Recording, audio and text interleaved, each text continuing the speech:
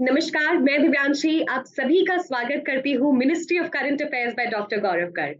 आज इस interview session में हमारे साथ जुड़े हैं हरियाणा से विशाल पूनिया, जिन्होंने FCI grade 3 depot examination clear किया है।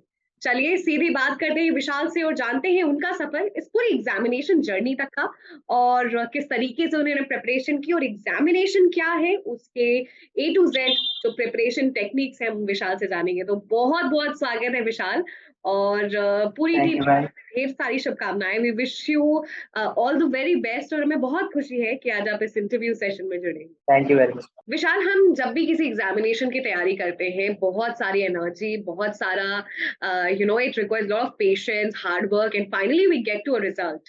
एंड आज जो यस मैम। रिजल्ट है uh, वो आपने उस एग्जामिनेशन की बहुत तैयारी की है, तभी उसका रिजल्ट, उसका नतीजा इतना पॉजिटिव है। कर लिया क्लियर, यस रिजल्ट आ गया। बहुत सारी yes. Appreciation, congratulations, good wishes दिया गई।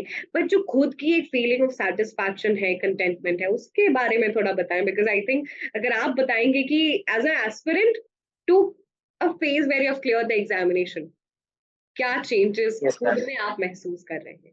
मैम, मेरी जर्नी स्टार्ट हो गई 4 साल पहले। मैंने 2019 में अपनी ग्रेजुएशन कंप्लीट की। और ma'am, it's a hell of a ride. There has been a lot of ups and down ma'am.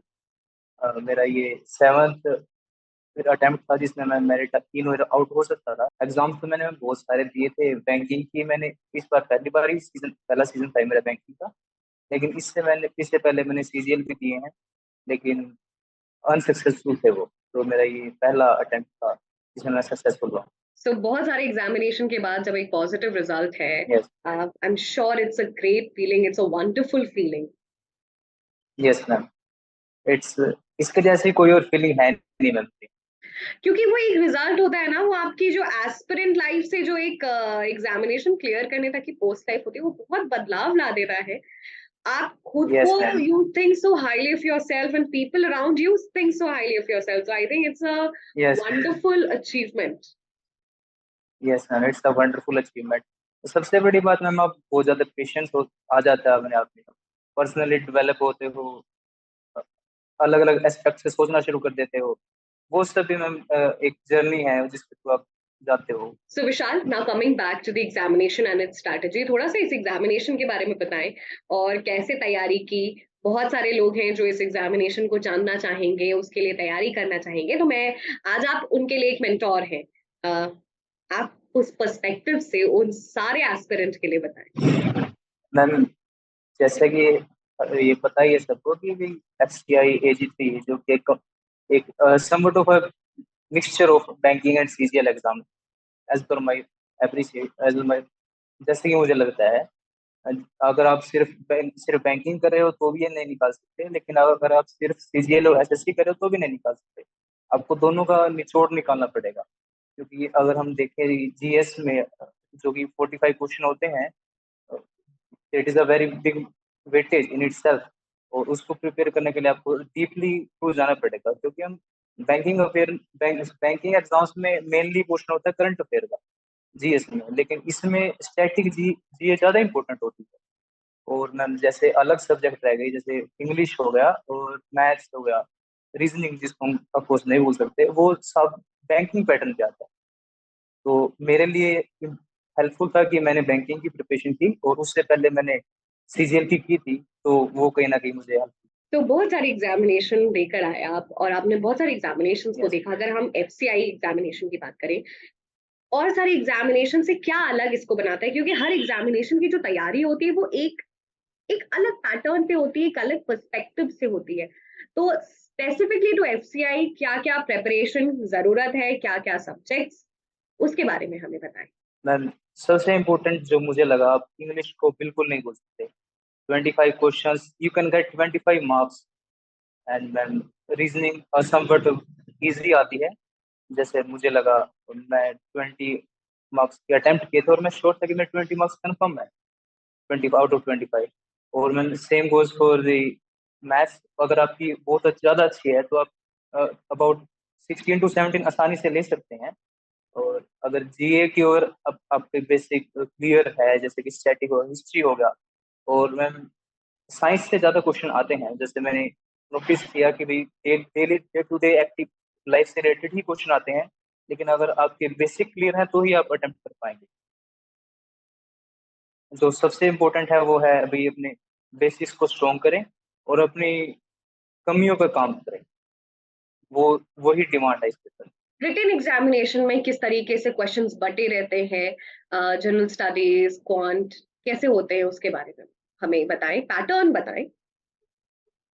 Okay ma'am, आज जैसा कि मैं रिकॉल कर पा रहा हूँ कि इंग्लिश में 25 क्वेश्चंस आते हैं, उसमें से अबाउट 8 और 9 क्वेश्चन तो रीडिंग कॉम्प्रिहेंशन के होते हैं। तो उसके लिए इम्पोर्टेंट है कि आपकी रीडिंग स्किल अच्छी हो। उसके लिए आप नॉवेल्स और न्यूज़पेपर पढ़ सकते हैं। मैंने पर्सनली द हिंदू को रीडिंग करता था और वहीं से मेरी रीडिंग स्किल हैबिट को इम्प्रूव हुई थी। और मैम बैंकिंग में तो वो सॉरी रीजनिंग के लिए तो आपको बैंकिंग कोर में जाना पड़ेगा। आपको पजल सोल्व करनी पड़ेगी। 25 क्वेश्चन में से मैम 3 पजल थी, जो कि ठीक लेवल की थी, हम आसान नहीं कह सकते। और मैम मिसलेनियस भी क्वेश्चन अच्छे थे, अच्छे लेवल के थे। और क्वांट थोड़ा हैवी लगा मुझे। इसमें मिसलेनियस में जैसे हम क्वाड्रेटिक इक्वेशन आती है बैंकिंग में, और सीरीज के क्वेश्चन आते हैं, वो कम थे। और मैम जो डीआई आती है वो ठीक लेवल की थी। उसमें 2 डीआई थी हमारे पास, और दो में से एक तो आप आसानी से कर पा रहे थे, लेकिन दूसरी समवट ऑफ टाइम टेकिंग थी। सीएस तो ma'am in itself is a broad subject. अगर हम एग्जामिनेशन की बात करें तो बहुत सारे क्वेश्चंस होते हैं, लेकिन आपको अप्रोच कौन से क्वेश्चन को हिट करना है, क्योंकि नेगेटिव मार्किंग भी होती है, तो ये सारी जो अंडरस्टैंडिंग है उसको कैसे डेवलप करना है, मैं आपसे जानना। मैम एक चीज जो मैंने नोटिस की थी कि क्वांट में सबसे पहले हम करते हैं कि भाई डीआई उठा ली या फिर अर्थमेटिक उठा लिया। लेकिन अगर हम देखें, जो मेरा आउट रहता था, मैं सबसे पहले मिसलेनियस क्वेश्चंस को अटेम्प्ट करता था, क्योंकि वो शॉर्ट शॉर्ट देते थे क्वेश्चन। नंबर फिक्स थे मैम उनके, वो मेरे नंबर मेरे हाथ में थे, वो कहीं नहीं जाने चाहिए। उसके बाद मैं करता था जैसे स्टेटमेंट के क्वेश्चन होते हैं, S1 S2 और Q1 Q2 जिसको हम बोलते हैं, बच्चे अच्छी तरह जानते भी होंगे उनको। वो कहीं ना कहीं अवॉइड करते हैं उनको कि भाई लास्ट में देखेंगे, श्योरिटी नहीं है। लेकिन अगर उन पे थोड़ा सा ध्यान दें तो वो अच्छे नंबर देते हैं बजाय अर्थमेटिक के, जो कि बैंकिंग में आजकल बहुत ज्यादा टफ आ रहा है, जो मुझे लगा। तो वो उन पे ज्यादा फोकस करें तो अच्छे से नंबर ले सकते हैं। तो विशाल, ये फेज वन की बात होगी, हम फेज टू में क्या चेंजेस आते हैं, फेज टू के लिए किन खास बातों का ध्यान रखना है, उसके बारे में हमें बताएं। मैम फेज वन और फेज टू में एफसीआई में जनरली कोई ज्यादा डिफरेंस नहीं होता, बस डिफरेंस होता है नंबर ऑफ क्वेश्चंस का। फेज वन में 4 सब्जेक्ट होते हैं, 25 question each, 100 marks. And ma'am phase two में होते हैं 120 क्वेश्चन, जिसमें 25 with for English, reasoning and mathematics, and 45 question for GS. और मैम हमें कंबाइंड टाइम मिलता है 190 मिनट्स का फॉर फेज टू, जो कि हमें पता ही है कि फेज वन सिर्फ क्वालिफाइंग नेचर का होता है, और फेज टू पे ही हमारी कट ऑफ और हमारा रिजल्ट मैटर करता है। क्वेश्चन लेवल्स में चेंजेस आते हैं। क्वेश्चंस लेवल में अगर आप कंपैरिजन करेंगे कि एसबीआई पीओ से, तो ये बहुत ज्यादा आसान क्वेश्चन, आसान पेपर आता है। लेकिन अगर आप एसएससी सीजीएल और इनसे कंपेयर करेंगे तो उनसे ज्यादा टफ होता है। तो कहीं ना कहीं आपको दोनों में ही ठीक सा रहना पड़ेगा। विशाल, एक चीज मैं आपसे समझना चाहूंगी, जैसे एग्जामिनेशन साइकिल है, आज नोटिफिकेशन आया और उसके कितने दिनों बाद एग्जामिनेशन है और फाइनल रिजल्ट है, तो ये जो पूरी साइकिल प्रेपरेशन की होती है जिसमें आप पढ़ते हो, रिवीजन करते हो, क्वेश्चंस लगाते हो, ये थोड़ा आप बताएं आपका कैसा रहा, आपने कैसे मैनेज किया। मैम मेरे लिए बहुत ज्यादा हेल्पफुल था कि मैं साथ के साथ बैंकिंग में अपना कोर दे रहा था, मतलब अ, अपना पूरा जी जान से लगा हुआ था बैंकिंग में। और मैम जनरली हम देखते हैं जैसे कि आईबीपीएस में पेपर कोई भी कंडक्ट कराता है, वो जल्द फास्ट पेस पे कराता है, ज्यादा टाइम नहीं लेता। तो यही इसमें था। आई थिंक लगभग सितंबर में इसका नोटिफिकेशन आया था, और 1 जनवरी से फेज के एग्जाम्स थे, जो कि 27 जनवरी तक चले अलग अलग शिफ्ट्स में। और फिर मैम इसका रिजल्ट आया था फेज वन का 28 फरवरी को, और 5 मार्च को हमारा फेज टू एग्जाम हो चुका था। तो अगर हम देखें कि दोनों फेजेस के बीच में टाइम तो बिल्कुल ना बराबर था। अगर हम सोचें कि भाई फेज वन का रिजल्ट आएगा उसके बाद हम फेज टू पे जाएंगे, तो वो पॉसिबल ही नहीं है। तो मैंने क्या किया है कि जैसे ही मेरा एग्जाम हुआ फेज 1 का, तो मैं श्योर था कि मेरा हो जाएगा।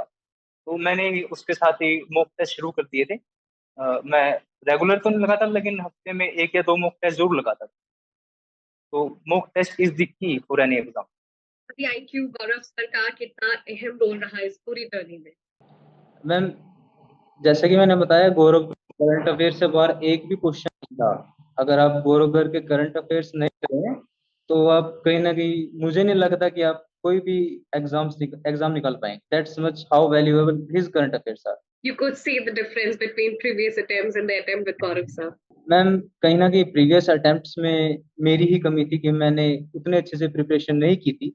लेकिन जैसे मैंने पेपर अटेम्प्ट किए और दे, मुझे फर्क महसूस हो रहा था कि करंट अफेयर्स जो क्वेश्चन आ रहे हैं वो बराबर के आ रहे हैं। तो इस बार मैंने बिल्कुल एक एक लाइन तक याद थी मुझे उनकी। तो वो बस वही है, अगर कोई मेरी सलाह है, अगर कोई मानेगा तो गौरव करके करंट अफेयर्स करो। तुम्हारा बैंकिंग एग्जाम्स में कोई भी बैंकिंग से रिलेटेड कोई भी एग्जाम तुम क्रैक कर लोगे। Vishal, we are very glad and very proud of this achievement. पूरी टीम की तरफ से we wish you good health, good luck.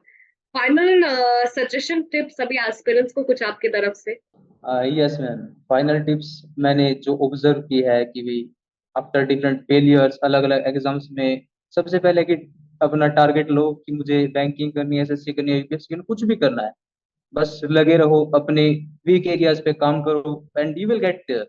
B confident in yourself and confidence is the key. Right right source को choose करो, एक source को choose करो सबसे इंपॉर्टेंट, और उसी पे कॉन्सेंट्रेट करो। You will be there. Thank you Vishal, और हम यही कामना करते हैं कि आप और आगे जाए और make us family proud. Thank you, we are very proud of you. Thank you ma'am.